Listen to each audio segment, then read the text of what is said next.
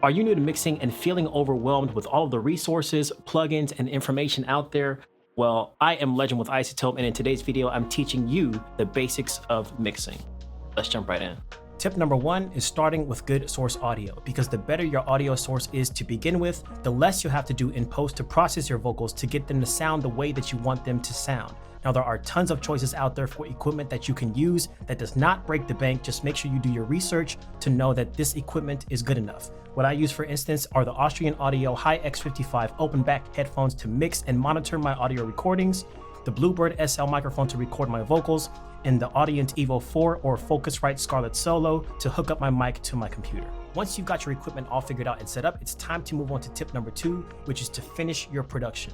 Now, this may seem like a bit of an obvious one to mention, but trust me, as someone who mixes as they go, there have been times where I've recorded vocals later on in the process, only to have to go back and readjust the balance of my mix because it was off at that point. So it's very important that you make all of your recording and instrumental decisions before you move on to do any deep diving into your mix. So as an example, this song called Games that I'm working on is a song that I recorded a lot of this stuff out of order. The first verse I recorded, but then the stacks for the first verse I recorded later on in my session, so they were somewhere down here. Now, if I tried to mix the song without these vocal stacks, I would have had a totally different balance of vocals. So it's important to make sure that you finish all of your stacks, all of your recordings, get all of the decisions made so that when you do go to mix, you'll know exactly what is operating where to put it, and how to mix it down. After your full song sketch is completed, tip number three is to clean up your audio.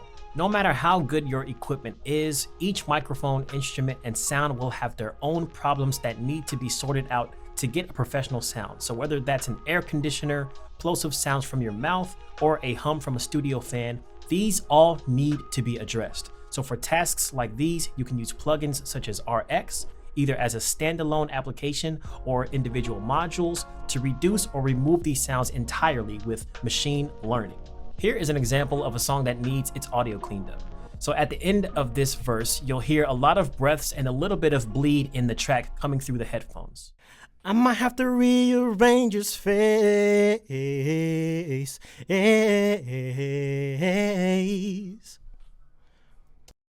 So if you listen closely, you can hear a little bit of that track playing and also my breathing in between certain lines. We want to fix this. So for demonstration, let's go ahead and throw on RX Pro Breath Control and see how that helps our song.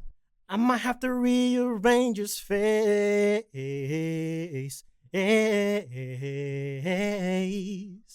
You can even see the breaths that it takes out of this particular track. You can also use Vocal Assistant in Nectar Pro, which gives you a great starting point for your vocal tracks, and then you can tweak them as necessary. So we have everything from pitch correction, noise gates, de-esters, and compressors, which are all very good modules to clean up your vocals. Let's do a quick before and after to give you some perspective of what cleaning a vocal does for your mix. I might have to rearrange his face.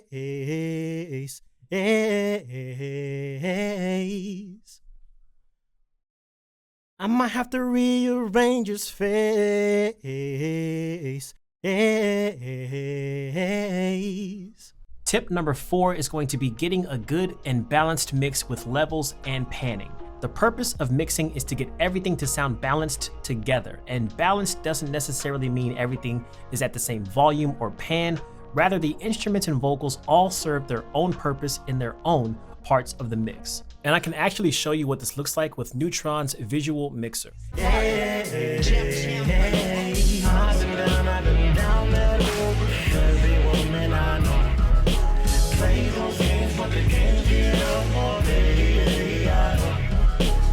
So whether you're using a visual mixer like the one you see here to pan and set the levels of your vocals, or you're going the old school route and using the knobs and the track header to do the same exact principle applies.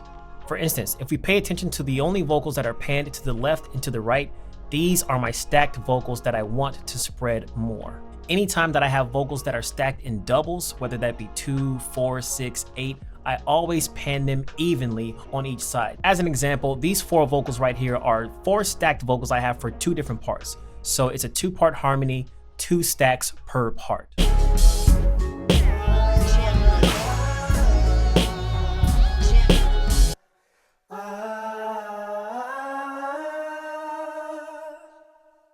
So your song is all built out, you've set the levels. Now what you want to do is move on to tip number 5, which is to EQ your vocals, and more specifically, use subtractive EQ.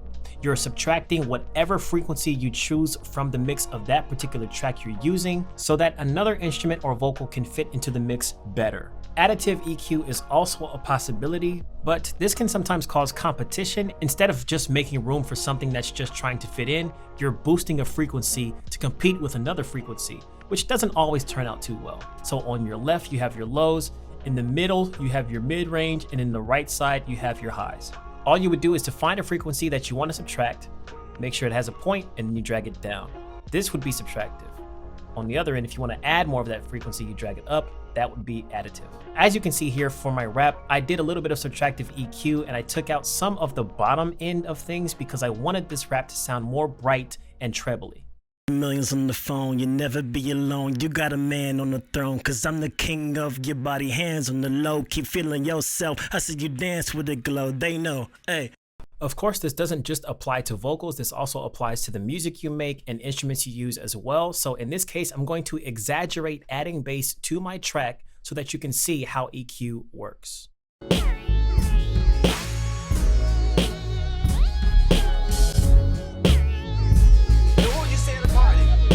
Moving on to tip number 6, once you've finished all these things, you want to wait before you turn everything up. Trust me, I've been there before. When I first started out mixing, all I did was turn up every lever, every knob, every slider to the max because I wanted to just pump my brain full of these sounds and get the full experience. However, this does not serve you very well. For one, your ears will start to tire out and you'll quickly lose perspective on your mix, which eventually can translate to you not making great mix decisions. Also, when you go to finally master your song, you might notice that you don't have the full dynamic range that you hoped for.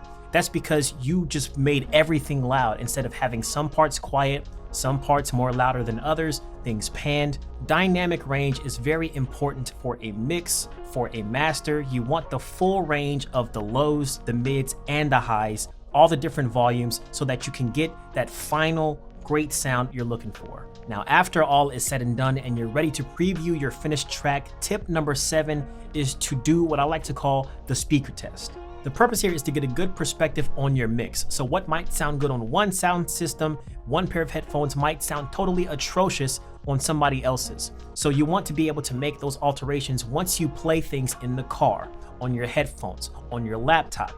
So whatever you may lack in one area, let's say on your laptop, you can go back into your mix, adjust things, and then play it again to see if you rectified the problem. On the flip side, if you're playing on headphones and something comes off as too brazen or too strong, sometimes for me that tends to be the highs because I really like to use a lot of compression and it makes the high frequencies a little bit piercing to the ears. I'll go back and I'll alter my mix so that that particular song sounds good. Or what comes off as brazen or too strong in other aspects of the song on a different sound system, you can go back and tame it down a little bit. For me, this tends to be the highs because I love to use compression. I love trebly sounding vocals. Whatever the case may be for you, make sure you go back and take the time to make those alterations, make those adjustments. Sometimes mixing a song can take 1 hour, sometimes it can take 1 week. So you don't want to cut yourself short. So those were some of the basics of mixing, and if you'd like to incorporate some of these state-of-the-art plugins into your mixing workflow, be sure to check out the free trial of iZotope's Music Production Suite Pro subscription in the description box below. As always, stay legendary, and thank you for watching.